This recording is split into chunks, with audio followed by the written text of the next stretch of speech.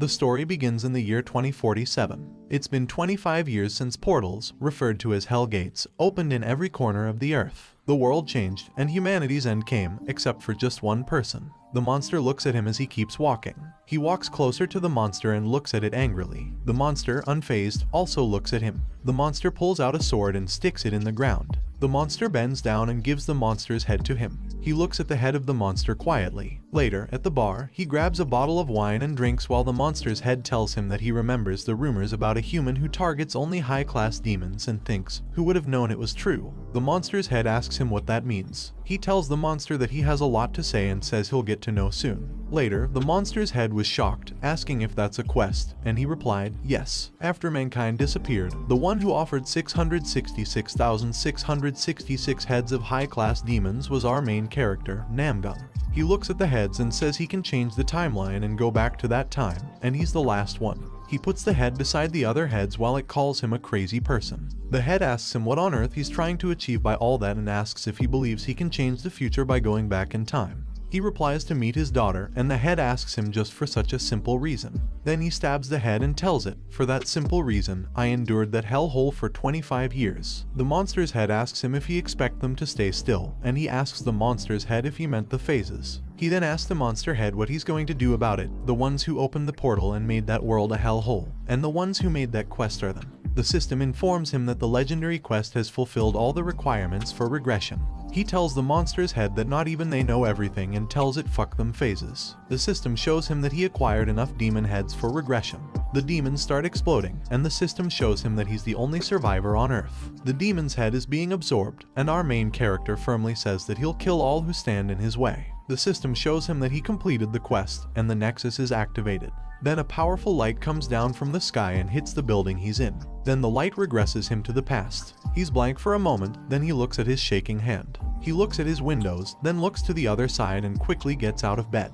He rushes towards the door and opens it while calling his daughter's name, Saman. He looks at her sleeping peacefully and remembers the past when the demons came out. He was holding his daughter's hand, who was about to fall from the building. His daughter cried out his name. He noticed that his right arm was broken, and his left arm was hard to move. He begged in his mind, it doesn't matter if he die, at least someone save his daughter. Suddenly, they heard a loud roar, and his daughter looked down, crying. He gathered all of his strength to pull her up, but the demon launched to devour her entirely, leaving only the hands that were holding him. He held her hand and silently wept. Saman slowly woke up, confused, and called his name. But he was already gone. He stood behind the door silently and knelt on the ground, crying.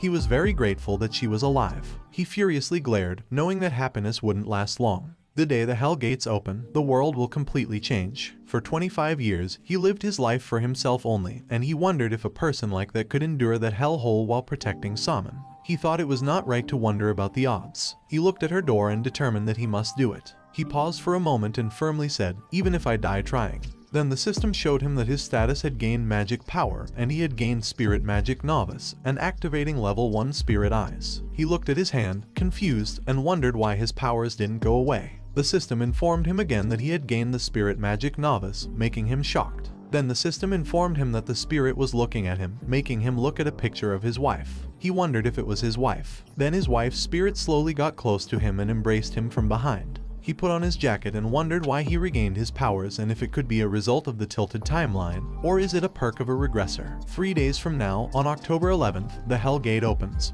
But 3 days before the opening, there are people who know about its existence. The 8 prophets who were chosen by the 8 phases are called the 8 martial stars. The ones who were referred to as humanity's saviors showed an incredible rate of growth. Recalling all his memories of the past 25 years he has been through, he can now gain many of the achievements and rewards that they could, and he couldn't. October 8th, the year 2022, 3 days prior to the gate opening. Now he will start his monopoly. In the underground, he was walking while looking around the place. He looked to his side and saw the sign. He slowly opened the door and went inside while someone said it is strange because there shouldn't be anyone there. He smiled, asking why someone shouldn't be there and said that it sounds like he wasn't expecting a visitor. The old man asked what brings him there. He replied that he was there to buy some stuff and called the old man Yaksha. Suddenly, a large hand grabbed him and slammed him hard into the wall. He gritted his teeth in pain while looking at the thick smoke. He furiously looked at the old man walking towards him. The old man, who turned into a demon, lifted him up and asked him what he thought he was doing. He told Yaksha that he heard the preparation for the prophet's trials was being held there and asked if he was wrong. Yaksha looked confused and asked if someone had instructed him to come there. Yaksha told him that things get even weirder because he heard that the selection process was still ongoing from above. He said it probably is the case, which is why he was there right now, and he needs to come before the selection is over if he wants to take over their spot, confusing Yaksha. Yaksha called him a bitch and started laughing hysterically. Yaksha told him that he's the one he heard of, the regressor who killed 666,666 high-class demons. Yaksha asked if he thinks they wouldn't know because they know everything and they know that he tilted the timeline.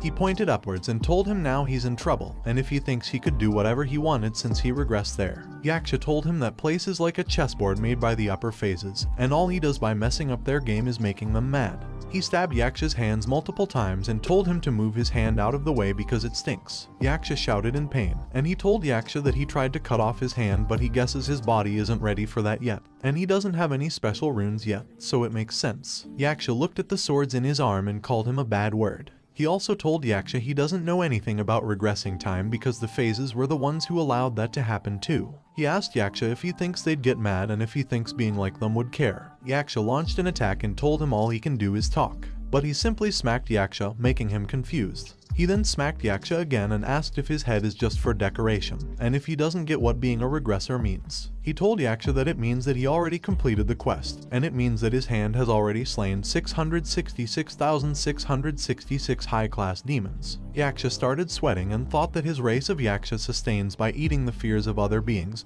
but now he's scared of a human. At that rate, he will get weaker, and he started to shrink. He smiled, thinking it was great. He told Yaksha that there are only two things he has to tell him, shocking him. He told him first that before the Hell Gates open, his representative race won't be able to kill any humans. That will be a rule. Second, the reason he came there was to meet a Yaksha for his bundle, making Yaksha confused. He also told Yaksha that he doesn't even dare think about killing him when the Hell Gates open. He then called Yaksha's real name, Jayu Ryu, making Jayu Ryu ask how he knows his real name, but we will call him Ryu. He smiled and told Ryu that they have quite a connection, making Ryu open his mouth in disbelief. Ryu asked him if he's trying to say that he was his servant or something. He glared at Ryu, making him sweat in fear. He started to curse in his mind. Then Ryu brought out a large bag, and the tie of the bag loosened. Ryu presented it to him, making him smile. A few seconds later, he was looking at the system. He was checking it, and as he expected, that shop was meant for the profits. He was looking at the items and thought that the prices were crazy. At the rate he was getting 1 head per monster, he'd never be able to buy anything. But later, 1,000,000 heads would be pocket change to him.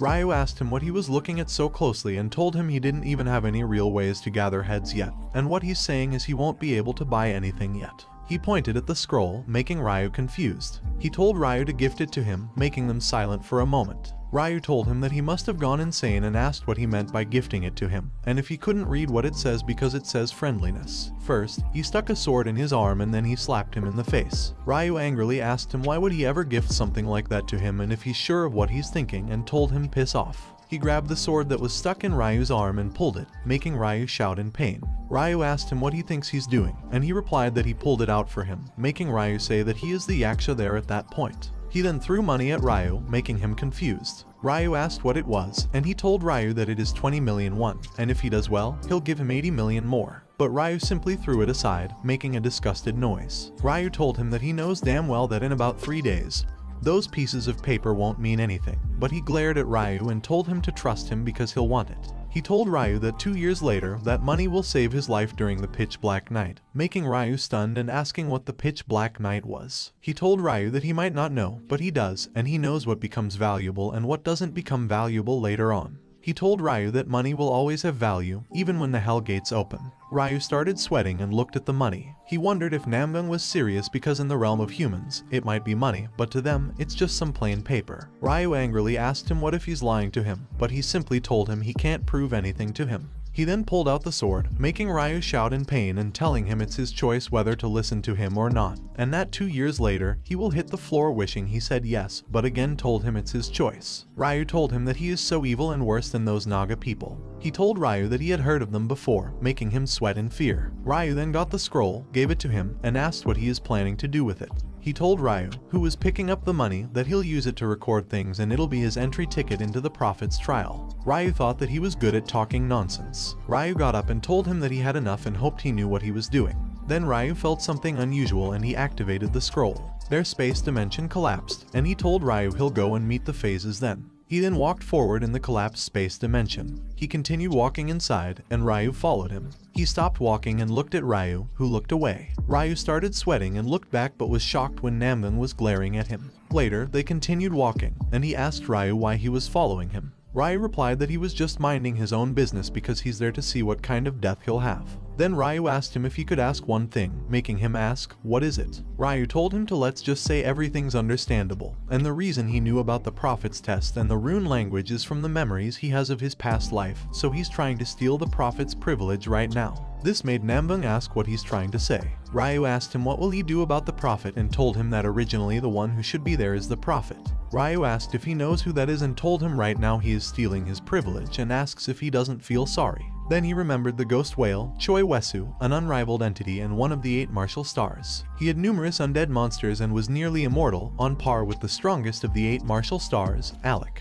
But to people, he was just another trash they needed to kill because he was a psychopath. In order to use undead monsters, he would need corpses as a basic requirement, and Choi Wesu experimented with living humans to create good quality corpses. He did that to him as well. He told Ryu that he doesn't feel sorry at all, making Ryu tell him that he is a cold-hearted person. They continued walking while Ryu told him that no matter how great he was in his past life, right now he is just an ordinary human.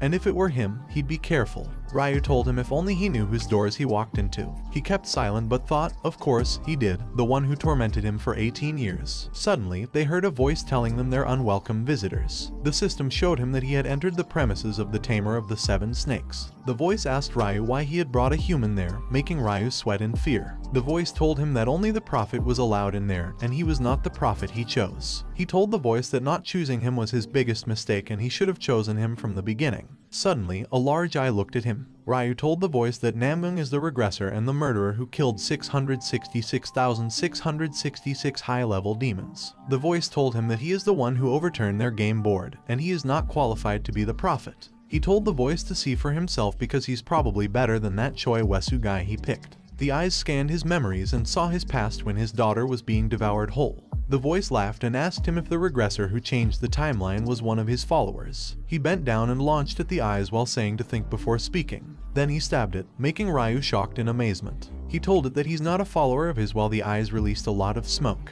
He landed on the ground, and the voice was surprised. He slowly got up, and the voice asked him what happened for him to possess that power. Just like he thought, even if it's a high being, it doesn't know everything. He thought that power confirmed his regression, and he wondered if that might be a reward for his devotion to living through that hell. Suddenly, a hand snapped, and the place they were standing in was surrounded by purple flames. He glared at the eyes that were looking at him. The voice, in the center, asked why he had that power. He walked closer and told the voice that Choi Wesu, the prophet he chose, passed it to him. The snake owner thought it was interesting and that the regressor was a devoted slave of his. He smiled and told Namgung that he had the right to have a conversation with him, it seemed. Then he tried to remember the man who created the quest and remembered that there was someone like that. The owner of the 7 snakes told him that the one who made it is probably an observer of the sun and moon, and he thought it was a useless achievement. The owner of the 7 snakes told him he was deeply touched that he had overcome that roadblock and had come to him himself. But he told him too bad because he had already chosen a prophet, and his decisions were absolute. But Namgung told him it wasn't and asked if he didn't know the requirement for regressing, making him ask what he meant. Namgung told him that it meant that he was the only survivor and the one he chose didn't. Namgung told him that every other high being's chosen prophets died before him, and he was not there to beg for the position of the prophet. He was there to give him a chance. Namgung told him if he wouldn't choose him, that's fine, but he could just bring victory to other high beings, and the prophet he'll choose will be the first one he will kill, making Ryu sweat in fear and telling him to calm down a bit. The owner of the 7 snakes slowly stood up and asked him if he was threatening him. The owner of the 7 snakes looked at him furiously and told him he could kill him right there and now. The owner of the 7 snakes told him to listen up because he could become the common enemy of the high beings, and that means his start line would be worse, and he asked why should he choose him. Namgung told him that's because that's how he could be the victor of that goddamn game, and he knew that the high beings couldn't consider him an enemy according to the rules they had in place. Namgung also told him that even though he was clueless when the gate of hell first opened, he survived until now, and he confidently said he'd survive that time around also. The owner of the 7 snakes told him that he liked that. Then suddenly, something fell beside him. He looked down and saw it was Choi Wesu, asking where he is. Choi Wesu looked up and asked who he was and why he knew his name. Suddenly, a large hand crushed Choi Wesu, and the owner of the 7 snakes told him that he'd change profits. The large hand slowly entered the portal while he looked at the crushed Choi Wesu. The owner of the 7 snakes told him he'd choose him, and the system showed him that the tamer of the 7 snakes acknowledged him. Then a large magical circle appeared beneath him, and the system showed him that he became the snake's prophet, and the prophet's privilege was warping to the snake's storage. He smiled, thinking he had succeeded. Later, they were inside a room, and the system showed him that they were in a snake treasure house, the Triad Poison Doors. The owner of the 7 snakes told him that the only door he could open was the copper one, but he could take anything he wanted from it. After all, the prophets have to lead the people when the carnival begins. Namdung asked him if the hell they're going through is like a festival for them guys. He replied not guys, but his name is Jor. He looked at Jor and thought that this is the beginning, and he'll use everything he can. Then they continued to walk inside the door, leaving Ryu behind. Ryu thought his knees were shaking just from the sight of it, but they're just yapping away as if it's nothing. The door closed, and he sat down on the ground. Later, the door opened, and Ryu was asleep. Namdung called him, waking him up, and told him they should go, to which he replied okay. The portal opened, and they were back in the underground. Ryu asked him what happened inside while he was looking at his inventory. He replied that he got an item, and the system showed him that the item is Monarch Lyric's headpiece, and its grade is Legendary first. It was the headpiece of the greatest, most arrogant king in history. The system also showed him that he can gain great strength but must pay for his arrogant sin, and when used by the living, it drains them of their life force, and when used by the dead, they are granted great power. Ryu told him he was wondering what kind of gear he chose, but that it is completely useless to a living person, and asked him why. Ryu started sweating when he didn't reply. Ryu told him that as expected, he has such great taste. But he simply asked Ryu to show him his pouch. He was shocked hearing it and asked about the heads. He told Ryu he got 100,000 heads, making Ryu stunned for a moment. Then he asked Namdung if he meant he got them from the master of the snakes, to which he replied yes, and Jor gave them to him. Ryu told him that whenever they give him something, they charge an incredible price, even for the most trivial things, but he replied he already knows that. He was shocked and asked what did he pay as a price for 100,000 heads. He confidently smiled and replied he didn't pay anything, rather they paid him. Back to when he was talking to Jor. Jor was concerned that he'd be the target of other prophets as he was a regressor, so he gave him 100,000 heads. Instead, he gave him a quest, calling it his condition, something equivalent to the feat of regressing or killing 666,666 demons. It was the Red Wax, a legend grade quest. He opened it, and the system informed him he had received a legend grade quest, and a hidden quest of 7 serpent incarnations had also been added. Ryu wondered what on earth Namdung received. He asked Ryu why he was blanking because he was sure he told him to give him the pouch. Ryu, panicking, asked him what should he find for him, and he told Ryu to give him a usable sword with the heads that he has, and the sword should be at least a rare grade one. Ryu gave him 2 swords. One was Widow's Eye with a grade of rare, best with a description of a sword given to a noblewoman by her late husband, and the blade is poisoned with a price of 89,000 heads, with an additional description that the cause of her husband's death is unknown. Second is the Executioner's Beheading Blade, a rare grade sword with the description that it was swung over 1,800 times at the pillory, and the executioner's tenacity remains, with blood tainted with grudges. Its price was 77,000 heads, and it came with a warning that if not wielded by a man of character, it may turn one into a homicidal maniac. He told Ryu that the explanation was too long, and nothing good comes out of deep stories. It only means that it comes with a curse. Ryu replied that's also why the item is so cheap. He chose the Executioner's Beheading Blade and told Ryu that he'll buy a bag with the remaining heads, but Ryu told him that he'll just give him the bag. He asked Ryu if it's just like that, and Ryu happily replied that it's just as he said.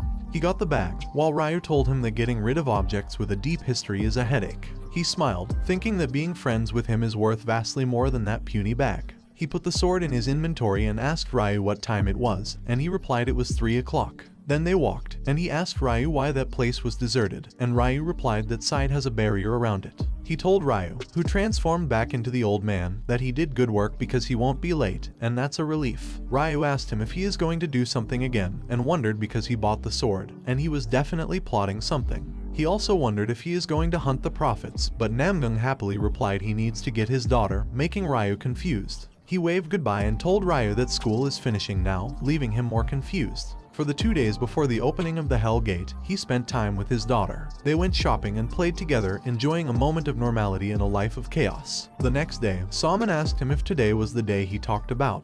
to which he replied yes. She asked him if the survival supplies would be enough, and she tells him she buy them with her allowance. He asked her if she believed what he told her, to which she replied of course, saying that she's always on his side. He smiled and grabbed her hand. Later, at Daejeon National Cemetery, a man named Myung-hoon was saluting him. He asked Myung-hoon how long it had been since they were discharged, and tells Myung-hoon it had been a long time. Myung-hoon commented that he was still the same as ever and looked ready to return to duty tomorrow if needed. He told Myung-hoon not to be silly, and Myung-hoon asked about Saman while grabbing a drink. He told Myung-hoon that she's sleeping in the car. Myung-hoon said that Saman must be tired and apologized for coming to him. He told Myung-hoon not to say that because he let her sleep on purpose since today wouldn't be a pretty sight to look at. Myung-hoon asked if he didn't mean the sight of his face, but he simply told Myung-hoon that there's a reason he chose to meet him there, and not in Seoul. He was silent for a moment and called Myung-hoon's name. He told him that he needed to tell him something, making Myung-hoon surprised. He looked at him and asked if the world was about to end and if he would believe him. Myung-hoon was shocked, making him spit out what he was drinking, and asked if he came all the way there to tell him a joke and if they were going to have any fun at all. He told him seriously that he wished he was joking, making Myung-hoon sweat in confusion. Suddenly, they heard a loud sound, and the people around them wondered what was happening. Myung-hoon was stunned and told him they needed to get out of there quickly, but he was confused when he saw Namgung pull out a sword. He got up and seriously said that he would kill each and every one of them. A group of goblins rushes toward them, and the people start running away. Myung-hoon tells him they need to run quickly, but he simply calls Myung-hoon's name as the goblins get closer. The goblins jump forward to attack him while he tells Myung-hoon to survive this time. Myung-hoon calls for him worriedly, but with one slash, he easily decapitates all the goblins, leaving Myung-hoon stunned. The goblin's head lands at his feet, and he's scared seeing it. He asks Myung-hoon to go and bring Saman, and Myung-hoon asks him what he's planning to do. He just looks at Myung-hoon and begs him to do as he says. Myung-hoon gulps and salutes him, saying yes, sir. He then runs away and tells him he'll be back. Later, a woman is about to be killed by a goblin, but he easily kills it.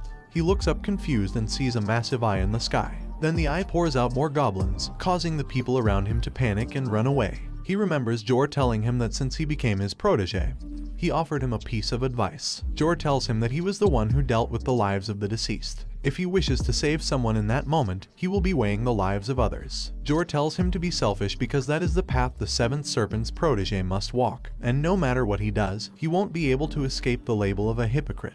He thinks he needs strength, even if someday he is faced with the fate of a hypocrite. He then activates his powers and says that they may not remember, and asks if they can help him once again in this lifetime. He then chants the words, "He who possess power greater than anyone on that land," calling the spirit of their homeland to come forth. He opens his eyes, and a red light emerges from the graveyards. The red lights fly towards him, and he absorbs them all. The system informs him that level 2 soul detection has been activated, and friendly spirits around him resonate with him. He grits his teeth while the system informs him that level 2 soul eye has been triggered, and the spirits of the memorial rise within him. The red light dissipates, and the system informs him that he can use soul summon at level 2, and the number of souls that can be summoned has exceeded his capability level, with 0 out of 3 available summonable spirits. He activates his summoning, and 3 soldiers rise from the underground. He then activates his Monarch Lyric's headpiece, covering his summons in armor. All of his summons vow loyalty to him. Somewhere, the goblins are attacking the fleeing people. Myung-hoon, holding Saman on his back, comments that there seems to be no end to the goblins and wonders if Namgung is dealing with them alone.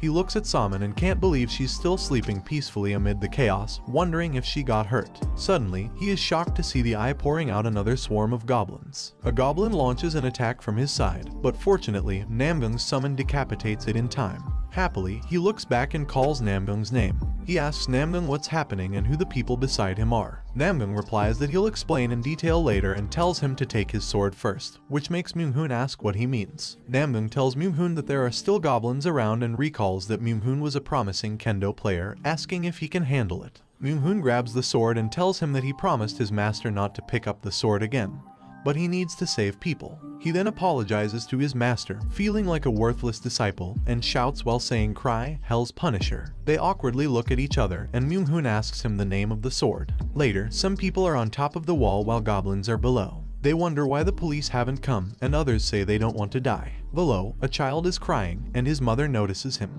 She tries to go down, but a man grabs her and tells her they must save those who are still alive. He asks her where she's going, but she tearfully tells the man to let go of her. The goblin is about to kill the child, but Myung-hoon slashes it into pieces just in time. He looks at the child and tells him to go to his mom, and the mother thanks him. A bit later, he sees Myung-hoon easily killing another goblin and thinks that his powers must never be shown openly. So, he entrusts the position of leading the people to Myung-hoon. In his previous life, Myung-hoon was the leader of the Armed Guardians clan, and his name is Choi Myung-hoon of the Tai-san sword. Instead, he will lead from the shadows. Later, they easily dispatch the remaining goblins. Myung-hoon furiously launches an attack and stabs the goblin's head. The goblins fall to the ground, and he sighs, wondering if that is the last one. He sits on the side and thinks he can finally take a rest now. Suddenly, he hears a loud growl, making him look up and wonder what it is because they had taken care of all the goblins. Then, he looks to his side, shocked. Namgung smiles, thinking it's finally here. The goblin warrior glares at them furiously. The goblin warrior swung its sword to attack, hitting Myung-hoon. But luckily, he blocked it just in time. He gritted his teeth, trying to stop the attack, but he was thrown away by the powerful strike and slammed into the wall, breaking it. The goblin warrior glanced at him but then turned away and walked off, leaving him on the ground. Namgung told him that it didn't seem like he had broken any bones, so he'd be fine. Myung-hoon asked him what that creature was and why it came and went. Namgung explained to Myung-hoon that it was a place where goblins offer crops to their leader, the Goblin Lord. The goblins planned to use the memorial tower as their base, and if they didn't stop them, their numbers would grow rapidly. Myung-hoon was angry when he heard this, as he didn't want them to defile the memorial tower. He was confused and awkwardly asked how Namgung knew this information. Namgung replied that it was his second time experiencing this. Myung-hoon awkwardly asked what he meant by a second time, and Namgung replied, life, leaving Myung-hoon silent. Myung-hoon sarcastically remarked that it must be boring for Namgung, considering it was his second time dealing with this situation. He suggested they should resolve the situation quickly. Namgung told Myung-hoon to calm down because it wasn't just about defeating the goblins. They also had to stop the world boss, the Goblin Lord. Myung-hoon looked at the Goblin Lord and commented that it didn't seem like it could withstand a single punch compared to the warriors. Namgung explained that it used magic, which was why warriors followed it. Myung-hoon asked if Salmon would be okay, and Namgung reassured him that he had put her to sleep as a precaution. He also mentioned his plan to summon spirit soldiers when the time came, which surprised Myung-hoon. Namgung summoned his spirit soldiers and told Myung-hoon that they would begin by eliminating the goblin warriors. He warned Myung-hoon that there would be more surprises in the future, so he needed to be prepared. Later, the goblin warrior stood guard. It heard a noise and looked in that direction. He threw a sword toward the goblin's warrior, hitting the goblin warrior in the eye, causing it to cry out in pain. Namgung rushed forward at the goblin warrior, which glared at him angrily. The goblin warrior gripped its sword tightly and launched an attack, but fortunately, Namgung jumped backward just in time to avoid it. Namgung then retrieved a poison dart from his inventory and stabbed the goblin warrior in the side, making it scream in pain. He called out to Myung-hoon that it was his turn, and Myung-hoon jumped in, launching his attack. Myung-hoon swung his sword at the goblin warrior's neck, but he was puzzled because the sword didn't seem to penetrate. The goblin warrior glared at them angrily and let out a loud growl. Myung-hoon asked if the goblin warrior had suddenly bulked up its muscles and remarked that the poison darts had been effective. He inquired about where Namgung had acquired them, and Namgung replied that he got them in the Ulji Street Underground Plaza. Myung-hoon commented that it was typical of Seoul to have such useful items and mentioned that he wanted to buy an automatic nose hair pincher. He suggested that he should visit Seoul sometime. Namgung reminded Myung-hoon that they needed to finish off the goblin warrior before the goblin lord intervened, even as the goblin warrior continued to shout angrily. The goblin warrior launched another attack, but Myung-hoon quickly bent down to avoid it, and retrieved another poison dart. He threw it at the goblin warrior, hitting its chest and causing it to cry out in pain. The goblin warrior fell to the ground, and Myung-hoon launched another attack, determined not to fail this time. With a successful strike, Myung-hoon decapitated the goblin warrior's head. Myung-hoon shook his hand, feeling the strain from the tough goblin warrior bones, but he eventually overcame it with his strong biceps. He placed his foot on the goblin warrior's head and warned Myung-hoon not to lower his guard. They were now headed for the Goblin Lord. As he searched for the Goblin Lord, he couldn't spot it at the top of the area. He grew puzzled about the Goblin Lord's whereabouts, and Namgung suddenly realized something. He called Myung-hoon's name, but Myung-hoon, unaware that the Goblin Lord was right in front of him casting a spell, cheerfully replied, "What is it?" Luckily, his spirit soldier jumped in to block the Goblin Lord's attack just in time, leaving Myung-hoon surprised. However, the spirit soldier exploded into pieces, leaving Myung-hoon to wonder if it was because they had limited growth potential, and he realized they wouldn't last after all. The system informed him that his summoned spirit soldier was now at 2/3 capacity. Myung-hoon rushed forward, angrily calling the Goblin Lord a bastard and attempting to attack it. But the Goblin Lord shielded itself, looking furious, and then expanded its shield, throwing Myung-hoon away. Hyung-hoon slid across the floor, letting go of his sword in the process. Hyung-hoon expressed his surprise, and Namgung picked up the sword, explaining that it was a shield, albeit not an advanced spell, but still quite rare at their current stage. Hyung-hoon asked what they should do now, to which Namgung replied that they needed to crush the shield by applying more strength. Hyung-hoon doubted their ability to overcome it at their current state, but Namgung assured him there was a way. He tells Hyung-hoon just leave it to the sword. Then, Namgung gave the sword back to Hyung-hoon, who was still confused. Namgung told him that it was a cursed object with a soul bound to it. Placing his hand on Hyung-hoon's shoulder, he stressed that Hyung-hoon must not let go of the sword at any cost. The system then informed Hyung-hoon about triggering the Eye of the Soul level 2 and activating the sword's power. The Goblin Lord noticed Hyung-hoon's aura and shouted to its minions. The goblins turned and followed the Goblin Lord's order to attack Hyung-hoon. A swarm of goblins rushed towards them, and Namgung glared at them. He pulled out a demon hunter's silver blade with first-rank magic, a well-sharpened throwing sword that would shatter after a single use, producing a deadly effect upon breaking, and valued at 1,000 heads. He hurled the demon hunter's silver blade at the goblins, and it slowly broke and exploded, hitting many of them. Hyung-hoon realized he couldn't buy any more time and that it was time for him to take action.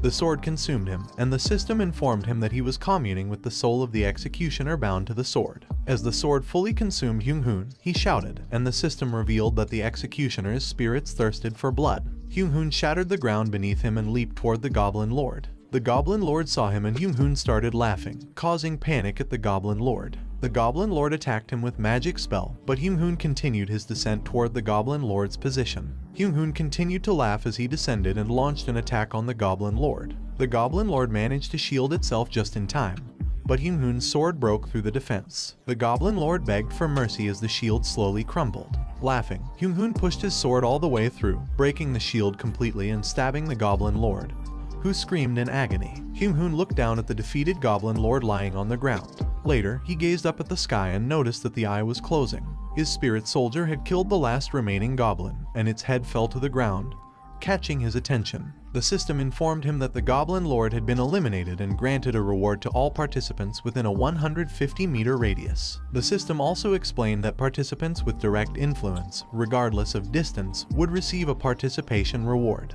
Additionally, a reward would be given to those who dealt the final blow to the creature, and they would be granted loot from the Goblin Lord. However, the loot could only be claimed by one of the reward claimers. A chest appeared, surprising Hyung-hoon, who asked what had just happened. Namgung replied that he had defeated the Goblin Lord, and now it was time to claim their loot. They opened the chest and found a Goblin Lord's ornament, Goblin Lord's favorite, and a Goblin Lord bracelet with rank magic. The bracelet had a description stating it was a crude bracelet but contained the Lord's magic, allowing the user to cast grade 5 shield magic up to 5 times per day. Hyung-hoon asks him about giving the bracelet to him, but Namgung thinks he was already wearing it, so he tells Hyung-hoon to keep it for himself because that'll be of more use to him. Namgung then noticed another chest below them. The system informed him that he had acquired the Goblin Lord's heart. He picked up the heart and read the description, which mentioned that it granted the user the ability to wield magic when consumed. For a magic user, consuming it would increase their mana, but there were certain prerequisites for using the magic. The heart gradually shrank, surprising Hyung-hoon with its potential. Namgung explained that it might not be very effective for those without innate magic talent, and neither of them was particularly talented in magic.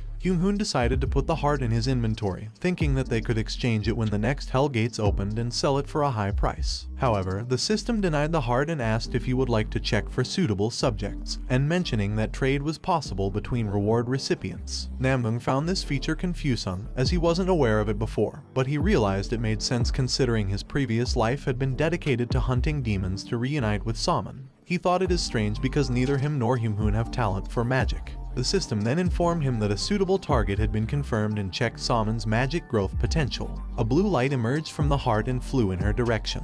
Hyung-hoon turned to see the light reaching Saman. He was surprised when the system revealed that the recommended target was Saman and showed her magic growth potential as a legend grade best. He looked at Saman and couldn't believe that she had a magical disposition. He realized that it was only natural that he wouldn't know since he lost Saman after the Hell Gate opened. He thought about how it wasn't just a matter of having the disposition. Saman was not only legendary grade but also had a lot of growth potential at the best stage. Even in his previous life, he had never encountered someone like her. He found it amazing but wondered if this meant that Saman was destined to have to fight against monsters. Hyung-hoon asked him if he wished he could choose not to awaken Saman's magic, considering how difficult it was for even adults to deal with monsters. He asked if they shouldn't strive to ensure that children like Salmon could live happier lives than them, even if the world turned into a hellish place. Salmon opened her eyes and woke up, surprised to see Hyung-hoon. Hyung-hoon remarked on how much she had grown since the last time he saw her and offered to give her an airplane ride. Salmon got up and told Hyung-hoon that she wasn't a kid anymore. She asked him what was happening, but when she saw the dead goblins and people on the ground, fear overcame her. Salmon asked if didn't he assured her that they would get through it together, no matter what. She looks back and tells him isn't that why he told her it's today. He tried to explain, but suddenly a boy approached Salmon and gently pulled her, asking for help. Confused, she asked what was wrong, and the boy pointed to his side, saying that his mom had been killed by the monsters. The boy cried loudly, and Salmon hugged him from behind, feeling sorry for him. Hyung-hoon remarked that Salmon takes after him and she's unexpectedly brave, but Namgung disagreed, saying that she probably took after her mother, not him. Namgung admitted that he had been weak for trying to protect his child by building walls out of fear. Hyung-hoon asked if that wasn't a natural thing for a father to do, and Namgung smiled at his words. Salmon called out to him and asked him to take the boy with them, but he refused, explaining that there would be shelters in the Great War, and the kid would be safer there than with them. Salmon insisted, saying that the boy was all alone, but he continued to refuse and asked her to trust him. Salmon told him that being left alone was scary and reminded him that he wasn't by her side when her mother passed away. He was stunned by her words when suddenly, Jor emerged from a portal, repeating what he had told him earlier. Jor asked if it sounded right to him, a man who handles death walking on the path of life. He and Salmon turned to look at Jor. Jor approached them and commended him for eliminating the Goblin Lord. He explained that according to the plan, the citadel should have been built before midnight, spawning goblins throughout the city. Jor told him that things had gone very wrong, and he asked what Jor was suddenly talking about and whether it wasn't better for him to be more active. Jor agreed with him but explained that narrow-minded higher-ups had objected to him commanding the dead soldiers before the carnival began. He questioned why they objected to using the methods at their disposal and suggested telling the higher-ups to go away. However, Jor insisted that they were right and that everything should start at the carnival. Namgung asked why, and Jor explained that it was because things weren't balanced. He mentioned that Namgung controlled patriotic souls and could even use the powers of ancient gods and heroes, and asked if Namgung could do that.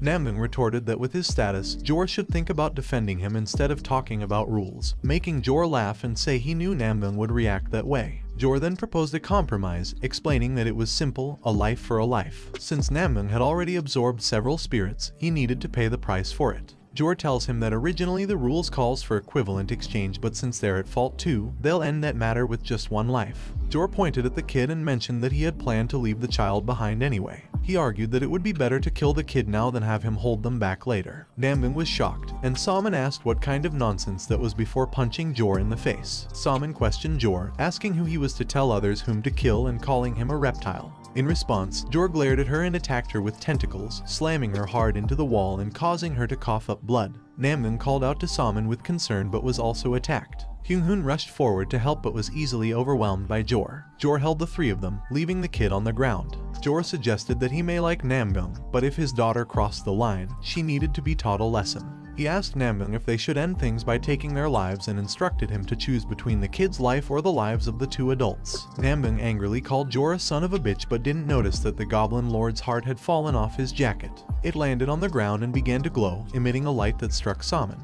Jor started laughing and claimed that it was working. Namgung realized that Jor had seen through Salmon's disposition from the beginning and had created this situation on purpose. He apologized to Salmon and wished to save her at least. Salmon reassured him that it wasn't his fault and that she trusted him completely. The system informed him that a frail soul was soothing Salmon, and her mother appeared behind her. The system also stated that the soul was contributing to Salmon's awakening, and her magic trait was transforming. Salmon opened her eyes, which had changed to different colors, and the system informed him that her magic had transformed into perception magic. Namgung was surprised to witness this transformation as Salmon got up and slowly raised her hand, creating a powerful attack. She told Namgung that the one at fault was that rascal, referring to Jor, and released a powerful attack toward him. Jor simply smiled at Salmon's powerful attack and raised his hand, absorbing it while calling her attack cute.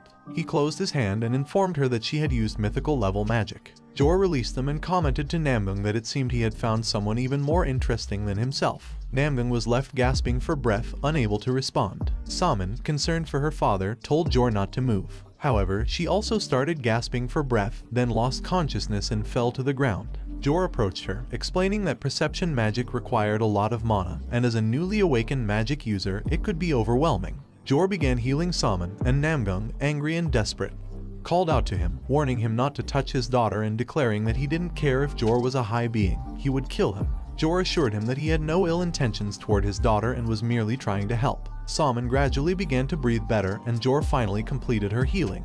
Jor told Namgung to thank his daughter because it seemed that other high beings had taken an interest in her, so they would let this incident go. He lifted Salmon up and warned Namgung that from now on, he would need to protect his daughter not only from monsters but also from high beings who coveted her. Namgung retorted that Jor, as a high being, should not simply stand by and watch, to which Jor responded by giving him a Goblin Citadel crystal ball. He explained that such items should be created after the Goblin Castle had been completed and that the high beings had intended to give it to him as a reward at the next carnival, but he had taken it from them. Jor also reminded Namgung that he should appreciate what he had done as his contract god. Namgung remained silent as Jor opened a portal and stated that he would continue to watch him in the future, emphasizing the importance of staying alive for the sake of his victory. Later, inside the car, Salmon woke up and asked what had happened, as she distinctly remembered fighting Jor. Hyung-hoon explained that she had passed out due to mana overload. She then inquired about the boy, and Hyung-hoon informed her that her father had taken him to the shelter in Daejeon. Salmon shook her head, expressing her wish that they had taken him with them. But Namgung reassured her that Daejeon's shelter was much safer than going with them. He mentioned that thanks to Jin Seok, the shelter in Daejeon was the safest place in South Korea. Namgung explained that he and Jin Seok had known each other in their past lives and that he was someone he could trust. Salmon asked where they were going next, and Namgung replied, Seoul. Then, he tells Salmon that after the first hell door closed, a new one opened in Seoul. If they want to prevent a bigger disaster, they need to get the dungeon's reward, making Salmon silent. Hyung-hoon asks him if he is someone called a prophet chosen by higher beings, to which he replies that he is. Then, Hyung-hoon asks what they should do now. He tells him that nothing much, just grow stronger. Hyung-hoon continues to drive while the radio tells them that the train services have stopped due to damaged tracks, and the Paju Expressway was closed because of the destruction of the Seosan Junction. Hyung-hoon tells him that it seems it'll be hard to use the highway, and it'll be fine since he's a strong man. But they have Salmon on board, so he thinks they should just use the national route. Suddenly, he was shocked and a goblin hit their windshield. Hyung-hoon stops the car, throwing the goblin on the floor, and Namgung asks if Salmon is okay. He gets out of the car, thinking there are still troublemakers that haven't been taken care of. Suddenly, an arrow grazes his cheek and hits the goblin from behind. The goblin falls to the ground, and the man apologizes, telling him that there's a monster suddenly running towards him. He tells the man to talk after he puts down his bow, to which the man apologizes. He asks the man if he is the one who killed all of the goblins, to which he replies yes. Hyung-hoon tells the man he has good aim, and it's midnight, and he only aims at their weak points. He thinks an ordinary citizen killed 5 monsters using just one bow, and someone as talented as him might have met him in a previous life. Then he asks the man's name. The man says his name is Jeon Jong-in.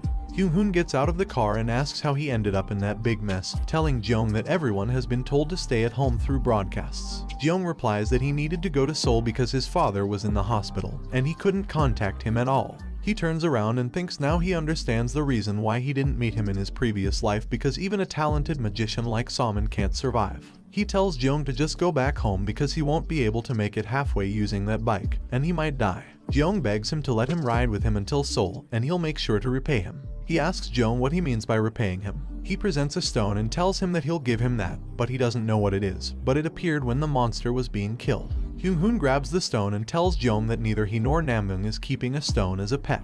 Jeong tries to explain, but then Namgung grabs Hyung-hoon's hands and asks Jeong if it appeared while the goblins were being killed. Hyung-hoon sarcastically says, as he expected, taking care of a stone as a pet is the best hobby, and asks Namgung if he is right. He takes the stone and thinks it shouldn't be appearing now. Later, they drove to the Olympic Expressway, and Hyung-hoon asked Jeong if he was lying. Jeong told him he wasn't, and the stone really came out of a goblin. He looked at the stone and noticed that it was an agility rune. He knew that humans gained 2 types of strength in the carnival, nature and stats. Natures were special talents expressed from birth, while stats were powers anyone could acquire by raising them. Runes were unique items that exchanged these stats, and naturally, runes were highly sought after. However, the odds of obtaining one from a monster were very low. He told Jeong that he guessed it could drop from a goblin, making Jeong ask if it was that rare. He realized something and wondered what if it wasn't just luck. He looked at Jeong and asked where he learned archery. Jeong told him that his father, a former national representative, taught him, although he's currently bedridden due to an accident. Hyung-hoon asked who the national representative was. Jeong told them his father's name was Jeon Tae-ho, and as Namgung expected, Jeong is the son of the athlete Jeon Tae-ho. In his previous life, Jeon Tae-ho was a rune master with an exceedingly rare nature shared only with Anna Lion. Clans worldwide competed to recruit him, but Jeon Tae-ho had been in a coma for 7 years following an accident. As everyone tried to wake him up, Saintess Era, one of the 8 martial stars, spent a lot of money to use an elixir. However, despite her title, she did sinister deeds behind the scenes, like killing Jeon Tae-ho for refusing a clan's offer. But he thinks things will be different this time. Jeong asked him if he should head to the hospital, but Namgung told him no because they needed to make a stop first. Saman and Jeong got angry and told him that he promised to take them to his father, and what if something happened to him while they were late. He told Jeong that going there right now wouldn't change a thing. He also told Jeong that given the goblin situation, the police, firefighters, and even the military had been deployed across Korea. During such times, they would prioritize stabilizing medical facilities. As such, the hospital would actually be safer than a road like the one they were on, and it's better for them to gather resources as going there wouldn't make a difference. Jeong asked him what he meant, and he told him that they could heal his father with an elixir. Jeong was confused hearing it, and Namgung told him that an elixir cost 400,000 heads, and there was nowhere else to gather that amount quickly. Hyung-hoon told him that Jeong was lucky because they were on their way to a dungeon. Saman told Jeong that his dad was in his second life and he knew everything. If he joined them, he would surely gain rewards, making Jeong ask her what she meant by a second life. Jeong thought it was nonsense and told Saman that even if they gathered heads, where could they even buy the elixir from? He tells Jeong that he'll find out soon. The countdown in the car reaches 0, and suddenly a powerful light comes down from the sky, hitting the car in front. They were shocked to see it, and Namgung said it happened right on time. Then Ryu emerges, stepping on the destroyed car. The people in the car wondered what was happening. Ryu tells them that he'll keep it short and they should listen carefully. He informs them that from now on, the phases will offer them the carnival's audience and a chance to awaken. People got out of their cars and started shouting to run away. Ryu gets angry and tells them to be quiet, using the Yaksha's roar, which destroys the cars in front of him, leaving only a destroyed road. Ryu asks them if they don't know how to pay attention when someone's talking. Ryu tells them that all the necessary information will be automatically implanted in their minds, so there's no need for a detailed explanation. But just for formality, he'll make an announcement. Ryu is about to explain the rules when suddenly someone honks their horn at him. He looks back and says, "What kind of rude person is honking their horn?" Namgung gets out of the car and says it was him, calling Ryu a troublemaker. Ryu is shocked to see him. He tells Ryu that his words are a bit short, and Hyung-hoon asks if he's the Yaksha he was talking about, saying he looks stronger than a goblin. Ryu walks closer to them and asks Hyung-hoon how dare he compare him to a goblin, calling him an ill-mannered human. He then grabs Namgung's shoulder and fearfully whispers to him, asking how he knew he was there and begging for some mercy on his dignity because there are many onlookers there. But Namgung simply tells Ryu that he'll keep it short and orders him to open everything from his bundle to his heart pouch, shocking Ryu. He tells Namgung that they haven't even formed a contract, and he wants his heart pouch. He asks Ryu if he'd prefer to hand over an elixir, but Ryu tells him that it costs 400,000 resources, and he doesn't have nearly enough. He asks Ryu it looks like his scars have healed, making Ryu tell him that if it can't be done, it can't be done, and breaking the regulations as a proxy would get him in trouble, considering the carnival has started. In the car, Jeong wondered what kind of conversation Namgung was having with a monster like that because the monster was breaking cars and everything. Hyung-hoon told Jeong that he wasn't sure either because Namgung is on his second life after all, and even if something strange happens, he asks Jeong not to overthink it. Ryu and Namgung continue talking while they watch. A moment later, Namgung walks away and Ryu respectfully bows. Saman asks what they talked about for so long, and he replies to her that he spent his allowance to buy some survival items, while Ryu continues to explain the rules to the other humans. Then he looks up and thinks they'll need those items to survive over there. A bit later, Jeong hears Ryu inside his head, giving the rules and explaining that all the information about the carnival floods his mind. He asks what's going on. Namgung looks at Ryu and tells Jeong that the Yaksha from earlier is implanting basic information about the carnival into people's heads, and Ryu did that as soon as the carnival began.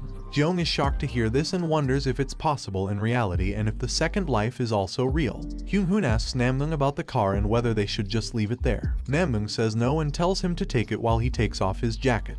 Hyung-hoon asks if he can drive a car into the dungeon, which surprises Hyung-hoon. Namgung opens the back of the car, puts his jacket inside, and tells Hyung-hoon that he won't be going into the dungeon. He's heading to Sinchon, and the next exit of the dungeon is over there, so they should meet up after they finish. Hyun-hoon asks about the kids fighting in the dungeon and why a grown-up like him isn't doing it. Namgung explains that there will be an even bigger battle in Sinchon called the Time of Dusk, and thanks to the data they found, he now knows about it.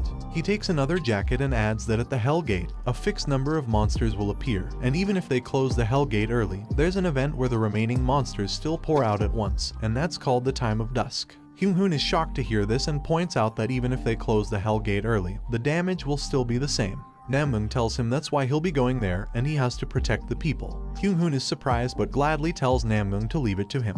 He walks away, thinking that there could be countless casualties, but it's also an opportunity to earn a lot of resources to buy the elixir and win over the Rune Master Jeon Tiho. He puts on his jacket and tells them they'll clear the dungeon as fast as possible and join him, calling Saman and Jeong to go with him. Later, inside the dungeon, Jeong hits the monster's head with his arrow. He looks back and sees Saman using magic. He's surprised to see magic and wonders if the reality he knows has changed. Saman pokes the dead zombie and calls Namgung, telling him he should have warned her in advance that zombies could come out from the dungeon. She also mentions that it really looks like the live-action underworld that she saw on TikTok. Jeong asks how she can be so calm about meeting zombies like that, and she replies that kids these days are not scared of zombies because they've played Underworld, which is popular, and she also enjoys streaming it sometimes. Jeong asks if she's talking about the popular game, and he admits he's not really good at playing games. She asks if that's so because she has a talent for it and she can only think of one person better than her, an athlete called Flame. She thinks the dungeon is easy compared to that.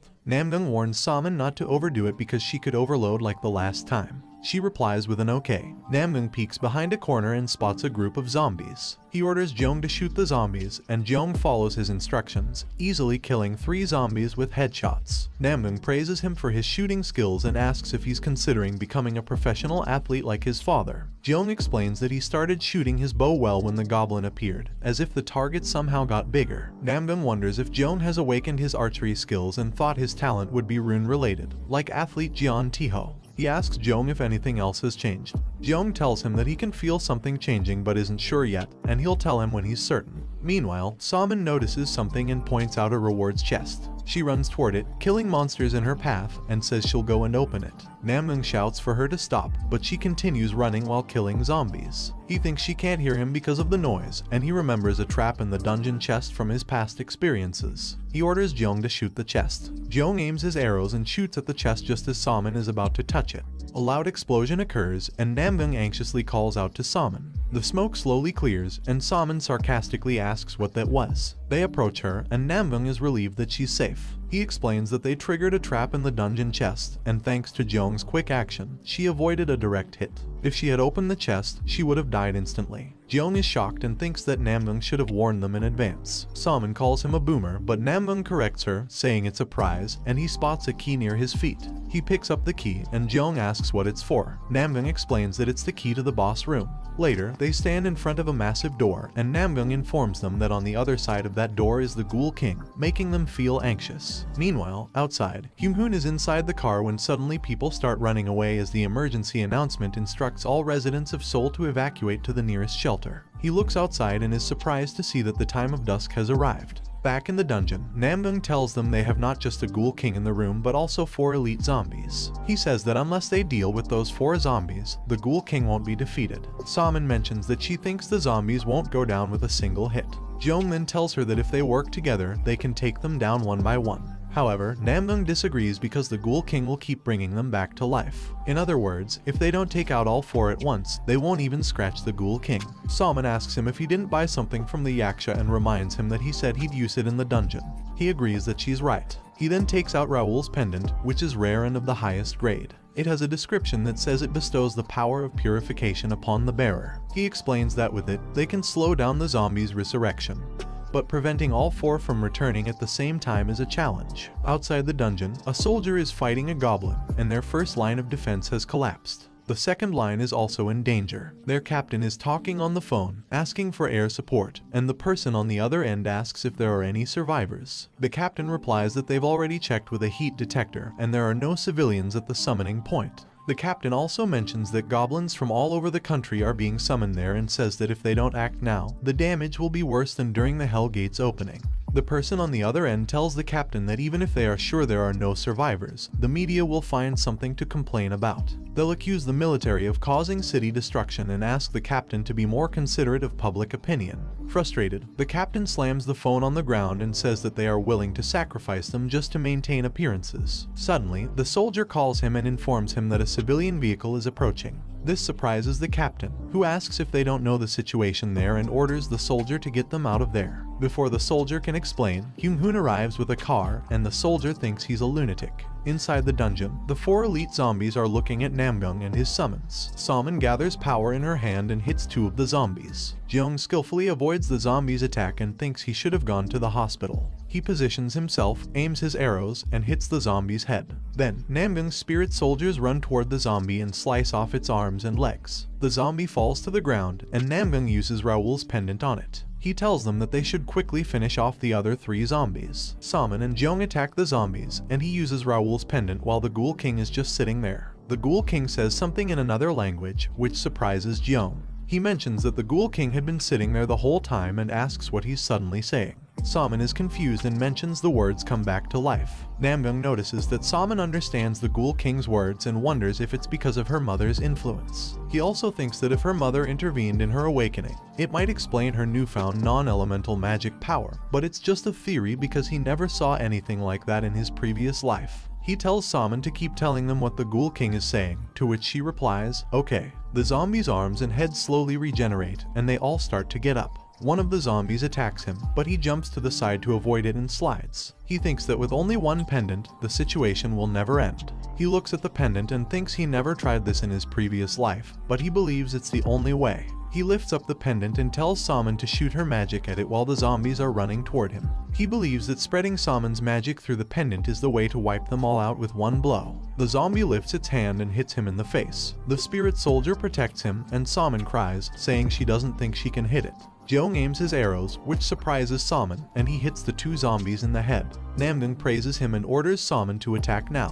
While lifting the pendant, he doesn't notice the zombies attack and it hits his hand, breaking the pendant in the process. The pendant falls to the ground and his spirit soldier is destroyed, making the Ghoul King laugh hysterically. Salmon becomes terrified and wonders if it's the end. However, he slowly gets up, picks up the broken pendant pieces, and says, no, because that's just the beginning. The 3 monsters rushed at him, and he got ready. Then he threw the broken pendant at the 2 monsters, grabbed the other monster's head, and told Salmon it's her turn. Salmon used her magic powers and completely destroyed the bodies of the 3 monsters. The Ghoul King was shocked. Namgung walked toward the Ghoul King, saying it's his turn. The last zombie tried to attack him from the side, but Namgung summoned his spirit soldier. The spirit soldier easily decapitated the zombie's head while Namgung continued walking towards the Ghoul King. The Ghoul King was angry, but his spirit soldier stabbed him in the head. He looked at the Ghoul King, but then its chest began to move, and sharp bones came out of it, stabbing Namgung in the chest and making him cough up blood. Jeong and Salmon called him worried. Outside, the captain was confused to see Hyung-hoon and asked why he was there. Hyung-hoon called the captain, Ha-jun, and said, long time no see. He told Ha-jun he is the hero who appears when the world needs him. Hyung-hoon explained to him that sooner or later the boss would arrive, making Ha-jun ask if he meant the boss, to which he replied, yes. Hyung-hoon told him that until then, they would hold that position, to which Ha-jun replied, Roger. Ha-jun told Hyung-hoon, however, that there were no spare weapons for him to use, but Hyung-hoon told him there's no need for that. He took out a sword and said he has something remarkable with him. Ha-jun was shocked to see it and asked if it was a sword that came out of thin air. He asked if Hyung-hoon was planning to take on those monsters that are practically bulletproof with a sword. Hyung-hoon told him that he should be aware by now of the Hell Gate, Yaksha, and the information crammed into his head. Ha-jun was surprised to hear it, and Hyung-hoon told him that guns are no longer considered weapons. Hyung-hoon gave him an ogre tonfa with a normal grade, described as being made from ogre bones, and nothing extraordinary but incredibly durable. It's capable of crushing the heads of magical beings in a single blow, while adding that those are the real weapons now. Ha-jun looked at the weapon, and Hyung-hoon told him that he excelled in handling it within their platoon. The weapon is rather costly, and he purchased it with all the rewards he had, so he should treat it as if it's his fiancée. He smiled at Ha-jun, making him feel touched. Then he let go of his gun, and they prepared themselves while Hyung-hoon said, let's roll. Back in the dungeon, Salmon worriedly called for him, but Jeong grabbed her on the shoulder and told her to wait. Salmon looked back, and Jeong told her that he believes he can handle the situation himself. Then he activated his skill, opening. The Ghoul King looked at them, but then he was shot in the chest, making him shocked. Namgung looked at Jeong and wondered what Jeong used and if he shot it because the chest is the weak point, not the head. Jeong told Salmon to restrain the Ghoul King's movements. Salmon said okay and wondered why the sudden change in behavior. Salmon attacked the Ghoul King, hitting its shoulder. Namgung wondered what Jeong was planning and why he targeted the shoulders instead of the head, since his skill should have made an accurate shot. Jeong told Salmon to hit it one more time and to avoid damaging the head. Salmon attacked the Ghoul King again, but the Ghoul King easily deflected her attack, which surprised her. She wondered why her magic got deflected. Then the Ghoul King lunged at her, but fortunately, Jeong released his arrow and hit the Ghoul King in the chest in time. They looked at the dead Ghoul King on the ground, and it slowly faded away. Namgung was surprised to see that they killed it with a regular arrow and didn't even need to use the pendant much. He asked Jeong how he did it, and Jeong wondered how he should explain it. Jeong told him that there are parts of their bodies that shine, and by aiming at them sequentially and killing them, they could drop those runes. Namgung asked about the odds, and Jeong thinks that what meant to tell him once he was sure. Jeong told him that not every one of them shines, and he called that an opening. He believed it's 100% if it shines. Namgung said he understood and thought that killing the Ghoul King without the pendant might involve more than just a rune drop. Salmon asked him if he was okay. Namgung also wondered if it was the beings with the shining runes or if it was a matter of odds. If it was the latter, he could obtain a bunch of runes, and by combining the skill with Rune Master Jian Tiho, he would have a valuable one with him. Then suddenly, a chest appeared, which surprised Salmon, and she said that should be the real deal. They opened the chest, and the system informed them that a reward batch chest was granted, making Namgung smile and think it's a jackpot. The system informed them that they acquired the Ghoul King Silver, which had 1,500 heads, and it could be exchanged for heads through the proxy clan, with trade available among the reward recipients. The system also told them that they acquired the Ghoul King Gold, which had 15,000 heads, making Salmon happily exclaim that they had a lot. The system then informed Jeong that he acquired the Ghoul King Aura gloves, with trade available among reward recipients. Jeong looked at the description of the gloves, which mentioned enhancing concentration and a strong smell. He remarked that the gloves had only one feature, and it stank. Namgung explained to Jeong that concentration wasn't just about attack accuracy, it was useful for everything, from crafting magical items to using magic itself. He reassured Jeong that the smell would fade, so he shouldn't worry. Jeong put the gloves on, seemingly convinced, but then he threw up. Namgung told him it would take about 3 years for the smell to completely disappear, which made Jeong look at him angrily. Namgung directed their attention to the main reward, the Ghoul King's old keys. The key's description is, mentioning Kranto the Emperor who conquered the entire continent Aransar. The keys seemed to be what could unlock the Ghoul King's treasure chamber, and there appeared to be one key for each of them. Salmon asked about the scroll Namgung was holding, but he explained that using it in the treasure chamber would create a dungeon, and if they went underground, they would be separated. Namgung gave each of them one of the keys and advised them not to be surprised if they found themselves alone. Salmon realized she had to choose one of the doors, and the crucial part was that she couldn't return through the door she passed. Jeong asked Namgung for guidance, but Namgung admitted he hadn't cleared that place in his previous life, so he didn't know. The only thing he knew was that the person who cleared the place acquired the Crown of Kundal, an item for necromancers, so it wouldn't be useful for them. Jeong thought that there was still much Namgung didn't know. Namgung emphasized that it was the first dungeon, so they needed to be cautious when picking a door. He mentioned Hyanghood waiting and urged them to hurry up. He closed his eyes and continued walking. He came across a lot of doors that seemed more fascinating than Jor's East Gate, and it was associated with an emperor. As he walked, he noticed a door to his side, the Mornu's Thornblade door, and thought that as expected, every door only had names but no explanations. He also remembered Mornu's Thornblade as an item from his former life, the twin dagger that the Japanese demon hunter, Sinamiya, used, but it didn't seem significant to acquire it now. He then saw a door above him. He went to the door and touched it, saying it came from there. In front of Balansar's book door, he thought that all he had heard were rumors, and he couldn't find out how to get them. It turned out he could acquire them this early. He opened the door, got inside the room, and saw a book in the center of the room. It was the Book of Balansar, with a grade of magic best and a description of a book penned by the odd mage Balansar during his youth. He could trade one item for another at random, and the items could range in grade from normal to rare. The new item would be independent of the original item's grade, and the book would be consumed upon use. Later, Salmon and Jeong were waiting for him and noticed that he was coming out of the portal. He walked closer to them and asked if they had made a good choice. Jeong replied that he did think it through, but the information was weird, so he didn't know if he made the right decision. Salmon said she also thought it through and asked him to check what she had picked. He looked at the bracelet of the lake fairy and told her that when she sleeps, magical healing effects would be activated, and her magic power would slightly increase. He told her it was a great choice. Jeong told him that he had selected a sword, making him look at Jeong's sword. He asked Jeong why he chose a sword instead of a bow and if there wasn't another option. But Jeong replied no and said it was just that the name sounded cool. He asked Jeong if he knew how to wield a sword, but Jeong told him no, but it sounded cool, leaving him looking at Jeong silently. Outside, Ha-jun and Young-hoon were fighting the goblins fiercely, positioning themselves back to back while the goblins surrounded them. Ha-jun told Young-hoon that the tonfa was great, and Young-hoon replied affirmatively. Ha-jun said that with only the two of them, it didn't seem to end, making Young-hoon ask if Ha-jun was tired already and where their platoon's stamina king was. Ha-jun asked if Young-hoon still had the strength to crack jokes after seeing that, and Young-hoon looked back, confused. A swarm of goblins angrily rushed towards them, and the other soldier said that their troops were at their limit and they needed to retreat. Young-hoon angrily asked about Sinchon and told Ha-jun to quit bragging and kill at least one more, while Ha-jun tried to reason with him. Suddenly, a knife was thrown in their direction, and Young-hoon and Ha-jun didn't see it. Ha-jun was surprised to see it, but Young-hoon pushed him in time, and Young-hoon got hit in the back. He fell to the ground, making Ha-jun call him worriedly, and Young-hoon noticed it was paralyzing poison. Ha-jun, worried, told him they must retreat now for the sake of his treatment. But Young-hoon told him not to speak nonsense because he was fine and it was just a bit of tingling. Ha-jun told him it was goblin poison and they didn't know what substance it was made of, so he needed medical treatment. But Young-hoon told him he was holding up fine.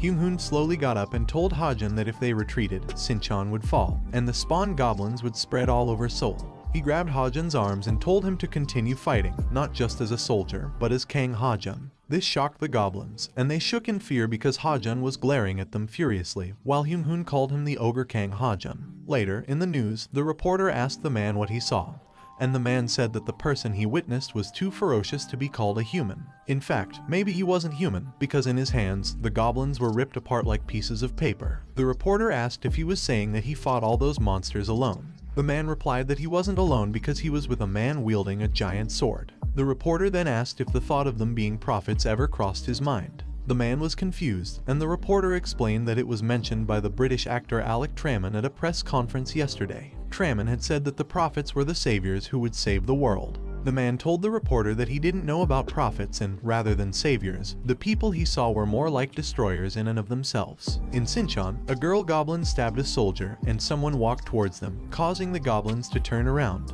Ha-jun glared at the girl goblin.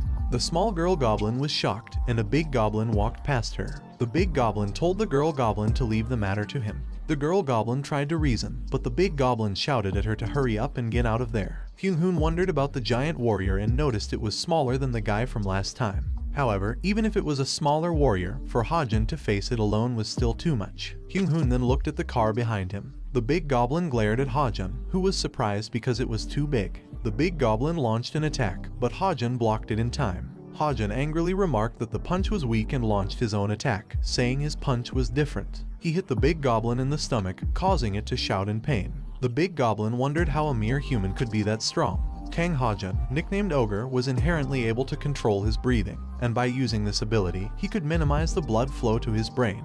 The reason for that is to conserve the blood consumed by the brain.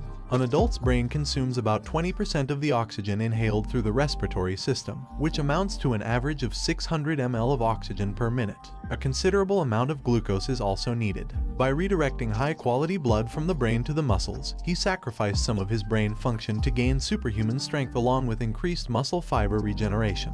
This was Kang Ha-jun's ogre state. The big goblin thought that Ha-jun was a monster while Ha-jun continued to glare at the big goblin. Suddenly, the girl goblin ran towards them and stabbed Ha-jun. The big goblin, worried, said that he told her to get out of there. The girl goblin called to the big goblin and told him that it was because he was a precious comrade, touching the big goblin. Ha-jun killed the girl goblin, leaving the big goblin stunned. In his fury, the big goblin punched Ha-jun in the face, sending him flying. The big goblin launched another attack and stomped on Ha-jun powerfully, causing Ha-jun to cry out in pain. The fatal flaw of the ogre state was that, as it restricted the blood flow to the brain, it couldn't be maintained for extended periods. Humans usually died within seconds if their brain's blood flow was blocked. The ogre state didn't completely block the blood flow, which is why it could last for a little over 5 minutes. However, he didn't have much time left, only 1 minute. Young-hoon drove the car towards the big goblin and hit it with the car, slamming it into the wall. He got out of the car and asked Ha-jun if he was alright. Suddenly, the car exploded, surprising Young-hoon, and he saw the big goblin walking towards them, crying.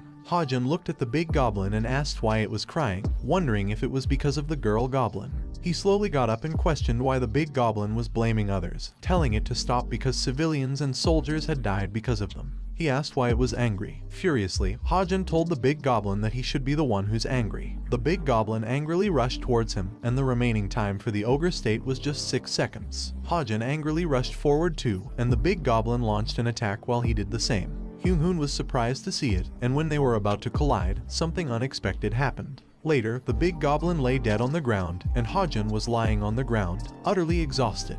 Hyung-hoon told Hajin that he was completely drained, and Hajin admitted that he couldn't get up either. The goblins surrounded them, and Hajin asked if that's how they would die, adding that they had done enough. Hyung-hoon told him that they say heroes die young and thought it wasn't a bad life. Suddenly, Hyung-hoon heard a sound and wondered what it was. When he looked up, he saw the goblin was frozen in place. Then, someone told Hyung-hoon that he did a good job hanging in there. Hajin looked up and someone said to him it's been a while and calls his name. Namgung told them to leave the rest to him and said they should get some rest. Then he slashed the frozen goblins, and Saman killed the other goblins with her magic powers. They looked at the dead goblin on the ground while Namgung told them that with that progress, it appeared they had cleaned up all of them, and compared to the Ghoul King, that was child's play. Hyung-hoon asked how he got there without a car, and Namgung told him that he came up from Sinchon Station, surprising Hyung-hoon because that place should have been infested with goblins. But Namgung simply told him that they killed them all. Hyung-hoon gave him a thumbs up and said that it was expected of him. Jeong asked if they were going to see his father now, and Namgung told him that was the plan.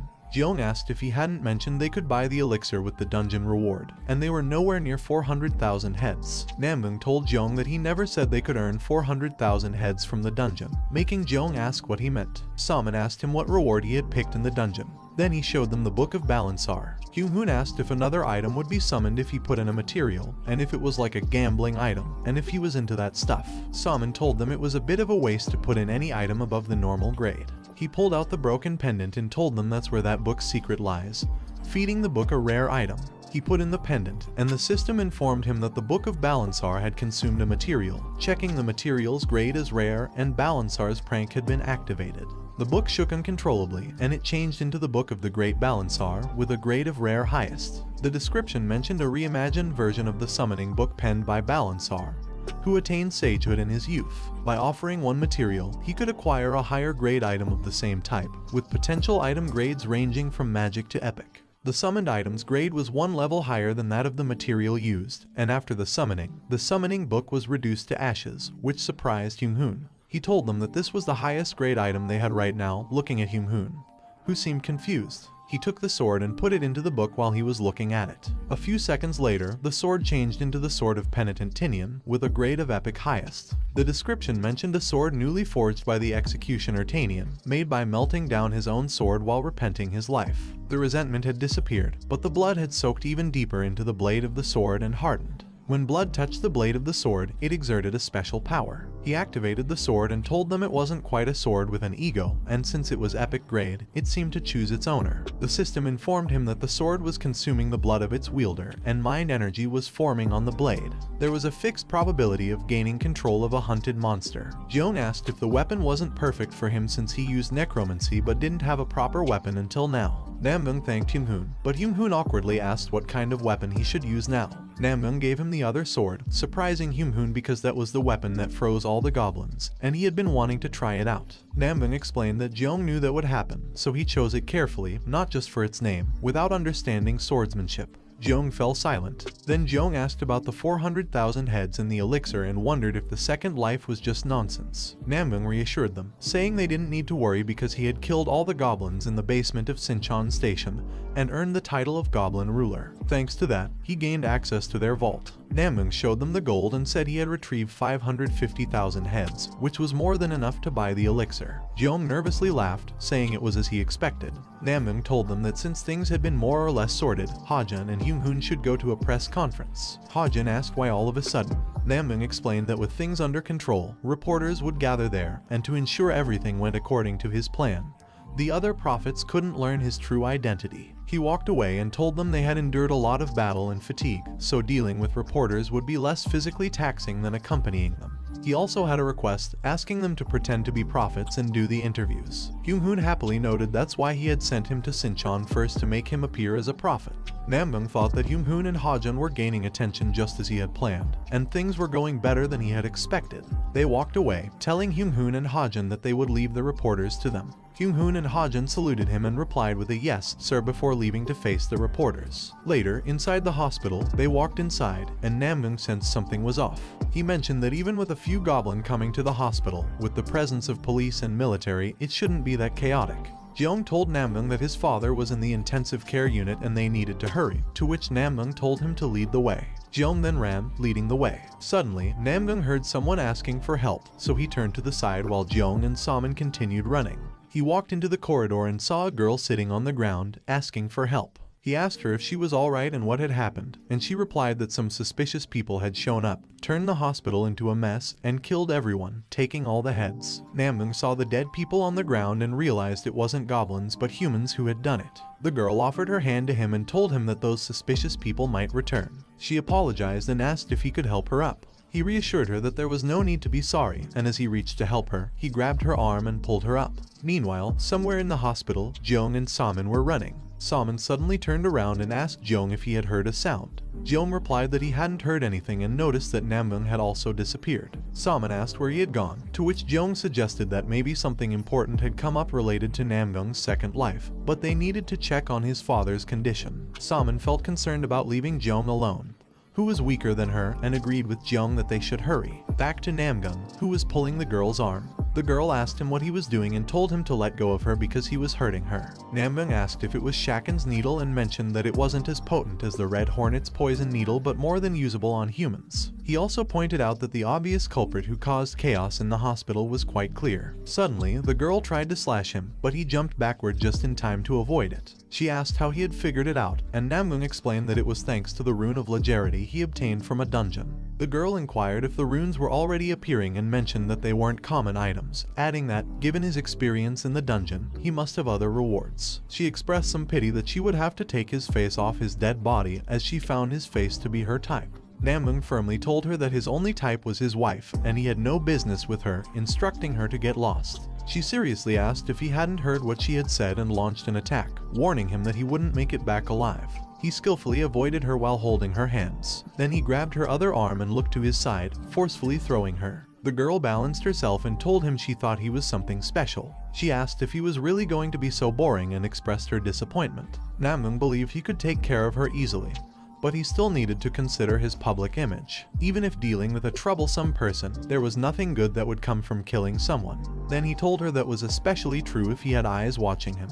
He drew his sword, surprising the girl. She mentioned that it wasn't something he could just buy, even if he had killed a ton of goblins. He rushed toward her and assured her that, since it was only the two of them, he would kill her without worrying about other things. He promised to ensure she felt no pain, so she shouldn't worry. He attempted to strike her but only managed to hit her dagger, cutting it in half and leaving her surprised. In a world where the apocalypse loomed, the girl resembled a newborn lion cub, possessing the natural-born talent of becoming the king of beasts, a savage creature waiting for its time. Just like any other mammal, a newborn cub was full of curiosity, especially because it was a highly intelligent predator. It felt interested in new things and would test its strength. However, when faced with a monster, it was overwhelmed with an emotion that went beyond curiosity, and that was fear, an untrained feeling that silenced even the savage beast's instincts, and a power that couldn't be defined with a word like power or force. It was something that became an audacious definition of a newborn cub, rooted in the supernatural, an absolute power. The girl thought that she would get slashed even if she blocked the attack, and unless she dodged, she'd die. Her body moved on its own to survive, and she slowly fell to the ground. Namgung appeared behind her, ready to attack, while she considered him a tyrant. She believed Namgung had lost his mind, and she had picked the wrong person.